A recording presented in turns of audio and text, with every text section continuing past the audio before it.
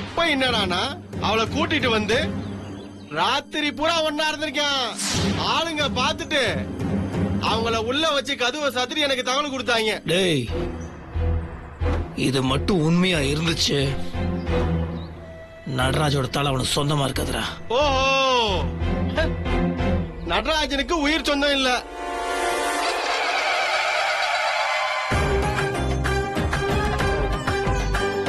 அப்படியா, சரி. அப்ப ராத்திரி பூரா அவன் கூட இருந்த வெண்ணிலாவுக்கு யாருப்பா வாழ்க்கை கொடுப்பா? டேய் முத்தரசு, நீ வாழ்க்கை கொடுப்பியா? ஏன்னா பூச்சாண்டி காமிச்சிட்டு இருக்கியாடா? வெறுப்பா இல்லாத பொண்ணை கடத்தி கூட்டிட்டு வந்துட்டு வாழ்க்கை கொடுக்கறத பத்தி பேசிட்டு இருக்கிற. என்னடா நினைச்சிட்டு இருக்க நீ? ஏய் கையறா, யார் கடத்திட்டு வந்தா? தெரியாம பேசாத. அவன் சின்ன குழந்தையா கடத்தி கூட்டிட்டு போய் உள்ள வைக்கிறதுக்கு? கையறா முத்து மாமா.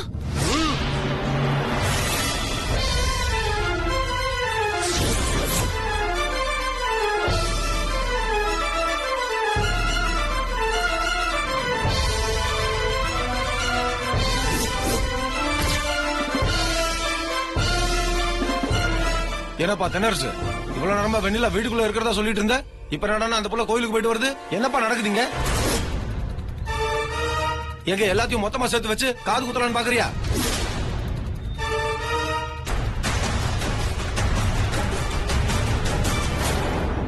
வெண்ணிலா, உனக்கு எந்த பிரச்சனையும் இல்லையே? ஒரு பிரச்சனையும் இல்ல முத்து மாமா. நான் கோயிலுக்கு போயிட்டு வந்துட்டு இருந்தேன். இங்க ஒரே கூட்டமா இருந்துச்சு. உன் வண்டி நின்னுட்டு இருந்ததுனால என்ன விஷயம்னு விசாரிக்கிறதுக்காக வந்தேன். ஆமா, நீங்க ஏன் முத்து மாமா இங்க வந்திருக்கீங்க?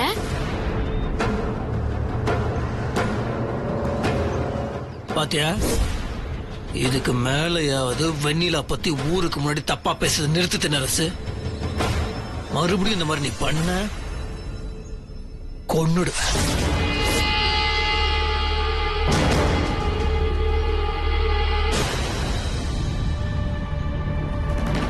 அப்போ நீ வீட்டுக்குள்ள இல்லையோ? ஏன் நான் எதுக்கு உள்ள இருக்கணும்?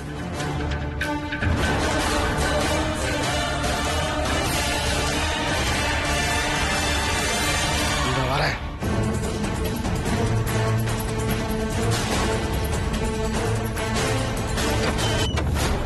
நடராசு, நடராசு, ஏய் நடராசு, நடராசு, ஏய் ஏய், ஐயோ நடராசு, ஐயோ அம்மா, தண்ணி எடுத்து வாமா.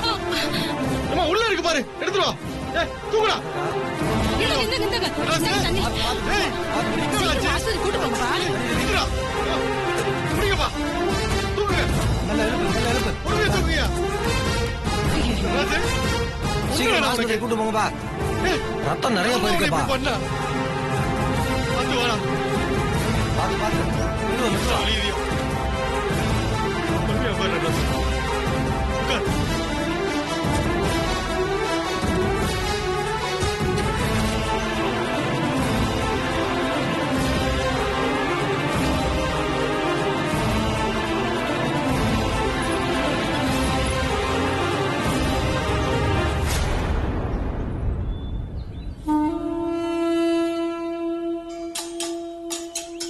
என்ன வெண்ணிலா, என்னதான் நடந்துச்சு?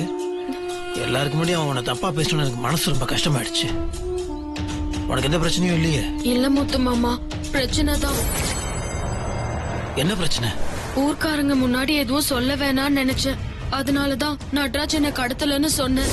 ஆனா அவன் என்ன கடத்திட்டு வந்தது நிஜம் முத்து மாமா. என்ன வெண்ணிலா சொல்ற? நேத்து என்ன நடந்துச்சுன்னா,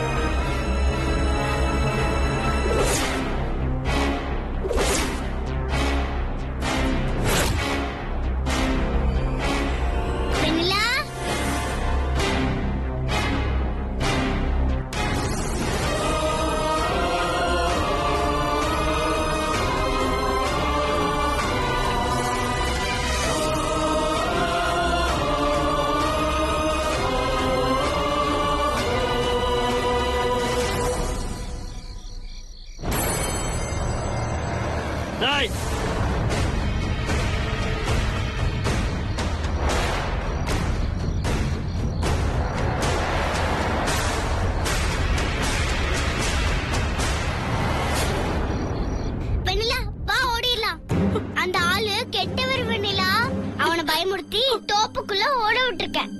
அவன் பேய் இருக்கான்னு தேடிட்டு இருக்கான். நம்ம சீக்கிரமா இங்க இருந்து போயிடலாம் வா.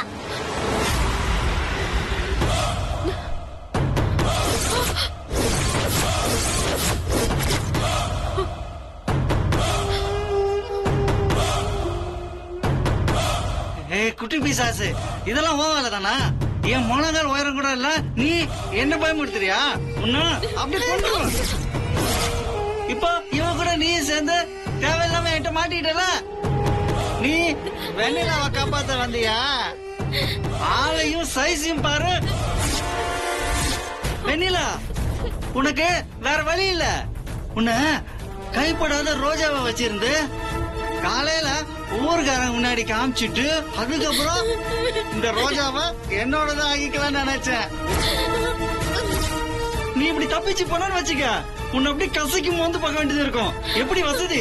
வேண்டாம், என்ன விட்டுரு. விடுறதுக்காக உன்னை இவ்வளவு கஷ்டப்பட்டு தூக்கிட்டு வந்தேன். வேண்டாம், விட்டுரு. வேண்டாம், விட்டுரு. வேண்டாம், என்ன விட்டுரு.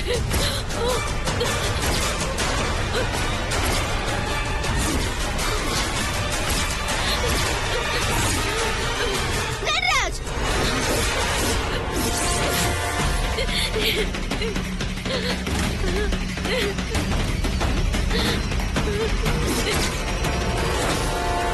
அனி, இந்த நேரத்துல இங்க வந்தீங்க? முதல்ல வீட்டுக்கு கிளம்புங்க. நடராஜ், வெண்ணிலா பாவம் நடராஜ், அவளை விட்டுங்க. இந்த மாதிரி விஷயத்துல எல்லாம் நீங்க தலையிடாதீங்க. இது அண்ணனுக்கு தெரிஞ்சா மிகப்பெரிய பிரச்சனை ஆயிடும். புரியுதா? நடராஜ் யாருக்கு வேணாலும் தெரியட்டும். ஆனா எதுக்காகவும் ஒரு பொண்ணோட வாழ்க்கையில தயவு செஞ்சு விளையாடாதீங்க. இஷ்டப்படாத பொண்ணை தூக்கிட்டு வந்து எதுக்காக இவ்வளவு சித்திரவதை பண்றீங்க? தயவு செஞ்சு வேணாம் நடராஜ், தயவு செஞ்சு வேணாம், சொன்ன கேளுங்க. ஏற்கனவே இவளால நான் ரொம்ப அவமானப்பட்டுட்டேன். ஏற்கனவே சுமதினு எனக்கு ஒரு லவர் இருந்தா, அந்த பொண்ணு போயிடுச்சு. வெண்ணிலா கூட கல்யாணம் அது இதுன்னு சொல்லி ஆசை வார்த்தை காட்டினாங்க. நான் அதை நம்பி வெண்ணிலா கூட கல்யாணம்னு ஊருக்குள்ள எல்லார்கிட்டயும் சொல்லிட்டேன். நிச்சயதார்த்தமும் நடந்து கடைசியில இப்ப அதுவும் கேன்சல் ஆயிடுச்சு. ஊருக்குள்ள நான் எங்க போனாலும் என்ன முன்னால விட்டுட்டு பின்னால சிரிக்கிறாங்க. அண்ணி, எனக்கு ரொம்ப அசிங்கமா இருக்கு. நான் விட மாட்டேன் நீ, இவ்வளவு சும்மா விட மாட்டேன். என்ன அசிங்கப்படுத்தினால பதிலுக்கு நான் அவமானப்படுத்தே தீருவேன். இன்னைக்கு பூரா இவன் என் கூட இருந்தா காலையில ஊரே இவளை கல்யாணம் பண்ணிக்க சொல்லி என்ன வற்புறுத்தும். ஊரே எங்களை அச்சதப்பட்டு நின்னு போயிருந்தா எங்க கல்யாணத்தை நடத்தி வைக்கும். அதை கெடுத்துறாதீங்க, நீ இங்க இருந்து போங்க. நடராஜ், இல்ல வேண்டாம். இது இது எவ்வளவு பெரிய சாபம் தெரியுமா? எதுக்கு அவளோட சாபத்தை அநியாயமா வாங்கிக்கிறீங்க? இங்க பாருங்க, சாபாது பேசி என் கோவத்தை தூட்டாதீங்க. எனக்கு வெண்ணிலா கூட கல்யாணம் நடக்கணும். அதுக்காக நான் என்ன வேணாலும் செய்வேன். தயவு செஞ்சு இங்க இருந்து கிளம்புங்க.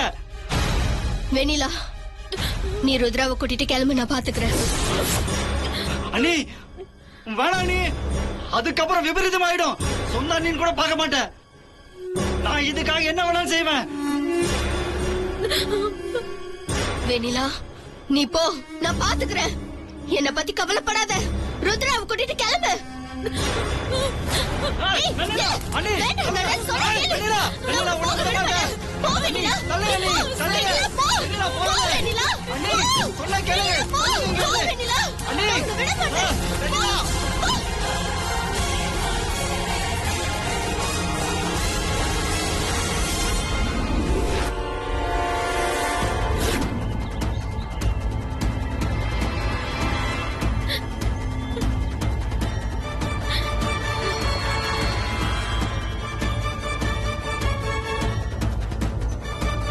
வெண்ணிலா, நான் பாத்துக்கிறேன். நீ அழாத வெண்ணிலா, எல்லாம் சரியாயிடும். செல்வி எங்களை போ சொன்னதும் நானும் ருத்ராவும் ஓடி வந்துட்டோம். அதுக்கப்புறம் என்ன நடந்துச்சு ஏது நடந்துச்சுன்னு தெரியல. இப்ப பார்த்தா நடராஜுக்கு தலையில அடிபட்டிருக்குன்னு கூட்டிட்டு போறாங்க. சரி, முதல்ல நீங்க 2 பேரும் வீட்டுக்கு கிளம்புங்க. நான் ஹாஸ்பிட்டலுக்கு போயிட்டு நடராஜ் என்னாச்சுன்னு பார்த்துட்டு வரேன். பார்த்து போங்க. இப்போ நீ என்கிட்ட சொன்ன விஷயத்த வேற யாருக்கிட்டையும் சொல்லக்கூடாது. கிளம்புங்க, போட. பார்த்து போயிட்டு வாங்க, கிளம்புங்க.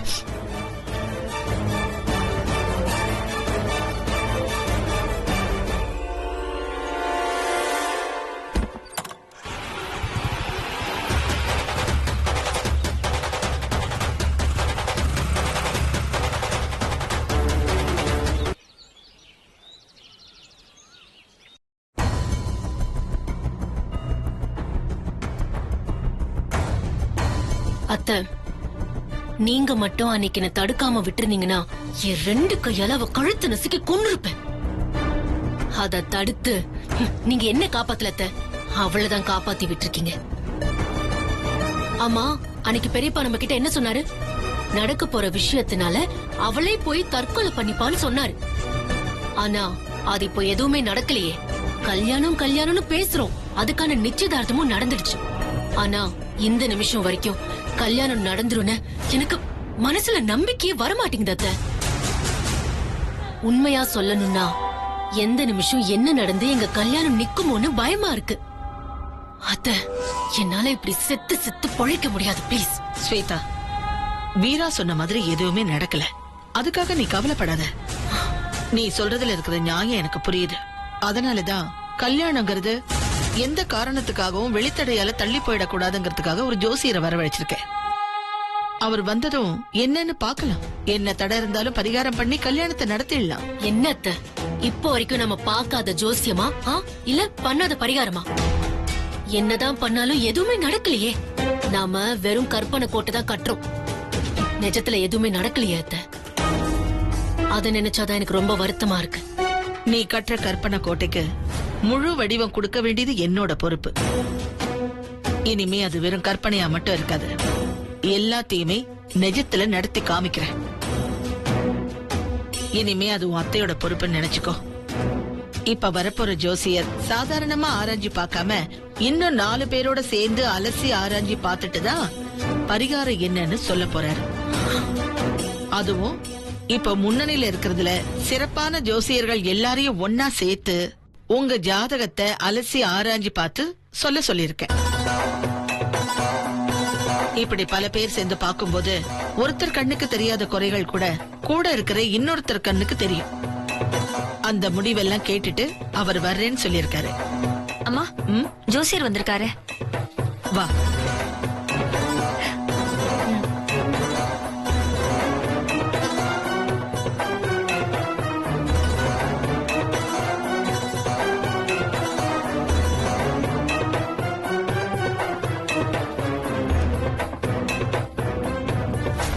முத்தரசன் ஸ்வேதா ஜாதகத்தை அலசி ஆராய்ஞ்சிட்டு வந்திருப்பீங்கன்னு நினைக்கிறேன். ஆமாமா, நீங்க சொன்ன மாதிரியே ஒரு குழுவா உட்கார்ந்து அலசி ஆராய்ஞ்சிட்டோம். இவங்க 2 பேர் திருமணத்துல தொடர்ந்து தடை ஏற்படுறதுக்கு காரணம் இருக்கு.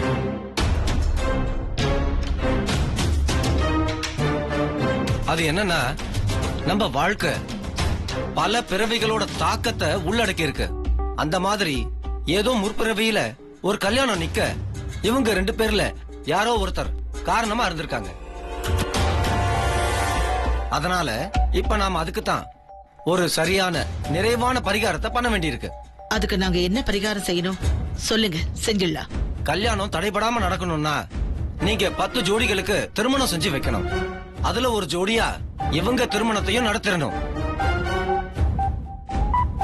ஆனா அந்த 10 ஜோடிகளோட ஜாதகத்தையும் அலசி ஆராயணும். அவங்களையும் இந்த மாதிரி எந்த தோஷ பாதிப்பும் இல்லாத ஜோடிகளா நாம தேர்வு செய்யணும். அப்படி செஞ்சாதான் அந்த ஜாதகக்காரங்களோட பலம் இவங்க திருமணத்தை தடுக்காம நல்ல விதமா நடக்க உதவி பண்ணும். எனக்கு இப்பதான் ரொம்ப சந்தோஷமா இருக்கு. இதுவரைக்கும் யாருமே இப்படி சொன்னதில்ல. ராணி அக்கா, பணம் எடுத்துட்டு வா. சரிங்கக்கா. இதுல திருமணம் நடக்காம போறதுக்கான வாய்ப்பு ரொம்ப ரொம்ப குறைவு. 100க்கு 100% இந்த திருமணம் நடந்துரும். நீங்க எதை பத்தியும் யோசிக்காம திருமணத்துக்கான ஏற்பாடுகளை செய்யுங்க. நல்ல விதமா நடத்தி முடிச்சிடலாம். ரொம்ப சந்தோஷம். நீங்க சொன்ன மாதிரியே செஞ்சிடுறேன்.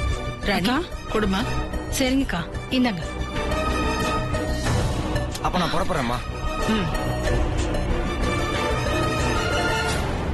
ஸ்வேதா, முத்தரசன் வந்ததும் அவங்கிட்ட சொல்லிட்டு கல்யாண வேலையை உடனே ஆரம்பிச்சிடலாம். என்ன ஸ்வேதா, இப்பதானே என்ன குறை சொன்ன? இப்ப சந்தோஷமா? ஆமா அத்தை, இவர் சொல்ற மாதிரி நடந்தா கண்டிப்பா கல்யாணத்துல தடை வராதுன்னு என் மனசுக்கு படுது.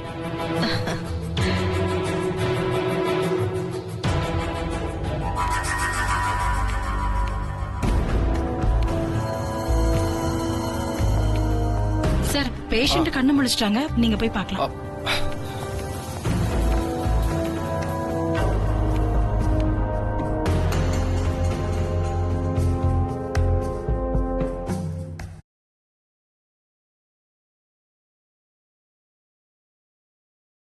நடராசு இப்ப எப்படிடா இருக்கு? பரவாயில்லண்ணே. ஆனா உடம்புல பட்ட அடியை விட நான் அடைஞ்ச அவமானம் ரொம்ப வலிக்குதுண்ணே. டேய் லூசு மாதிரி பண்ணிட்டு வந்திருக்கடா. கடைசியா நீ ஊருக்கு முன்னாடி அவமானப்பட்டது தானே மிச்சம். டேய் நைட் என்னடா ஆச்சு? எல்லாமே அந்த வெண்ணிலா கூட சுத்திட்டு இருக்கிற அந்த குட்டி பிசாஸ் பண்ண வேலைண்ணே. அப்போ என்ன நடந்துச்சுன்னா,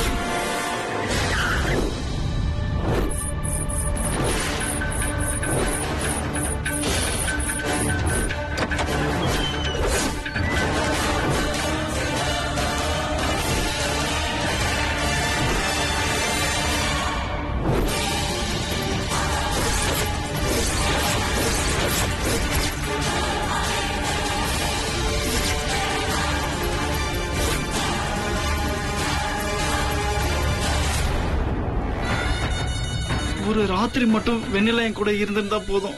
அதுக்கப்புறம் அவ பட்ட அவமானத்துல முத்தரசனே தாலி எடுத்து கொடுத்து எங்க கல்யாணத்தை நடத்தி வச்சிருவான்னு நினைச்சேன். ஆனா இது அத்தனையும் அந்த குட்டி பிசாசினாலையும் செல்வி அண்ணினாலையும் வீணா போயிடுச்சு. செல்வியா? செல்விக்கு எப்பறம் இதெல்லாம் தெரிஞ்சது? அதானே எனக்கும் தெரியல. நான் தான் அன்னைக்கு நைட்டு உனக்கு ஃபோன் பண்ணி சொன்னேனே. டேய் நான் எங்கடா போன்ல பேசினேன்? நான் தான் நேரத்தோடய தூங்கிட்டேனே. அப்போ நான் போன்ல யார்கிட்ட பேசினேன்?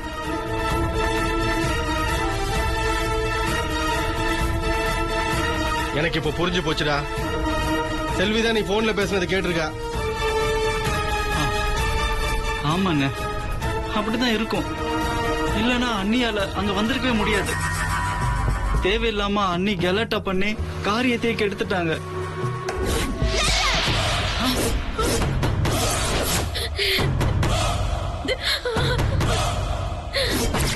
வெண்ணிலா நீ போ, நான் பாத்துக்கிறேன்.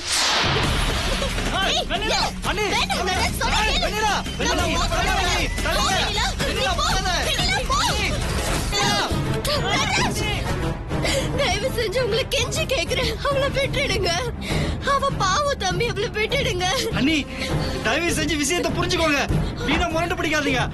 அவ தப்பிச்சு போயிட்டானா மிகப்பெரிய பிரச்சனை ஆயிடும். அண்ணி சொன்னா கேளுங்க. அப்புறம் அண்ணன்ட்ட சொல்லி நான் என்ன பண்ண எனக்கே தெரியாது. அண்ணிங்கிற மரியாதையை காப்பாத்திக்கோங்க. இங்க பாருங்க தம்பி, தயவு செஞ்சு உங்களை கெஞ்சி கேட்டுக்கிறேன். உங்க அண்ணிங்கிற முறையில நான் கேட்கல தம்பி. ஒரு பொண்ணு நான் உங்களை கேக்குறேன். வெண்ணிலா பாவம் நடராஜ். அவளுக்கு முத்தரசு மாமன்னா ரொம்ப உயிர். அவளை ஏன் இவ்வளவு கஷ்டப்படுத்துற? அப்ப நான் என்ன பண்றது? கல்யாணத்துக்கு சம்மதிக்கிறேன்னு சொல்லிட்டு என்ன எதுக்காக அவ ஏமாத்தனா? அப்போ அவளுக்கு முத்தரசனை மறந்து போச்சா? இங்க பாரு அண்ணி, அவ ஓடிட போறா. தள்ளுங்க இங்க இருந்து.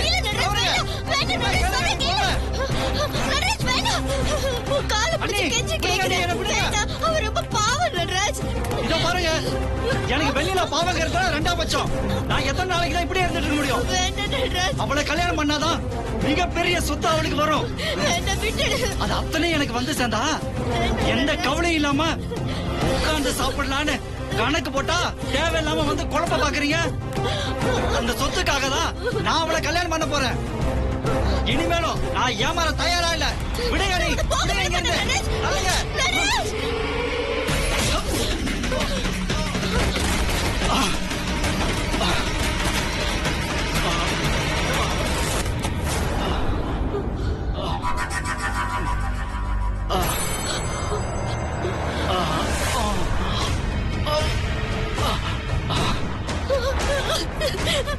Ha ha ha!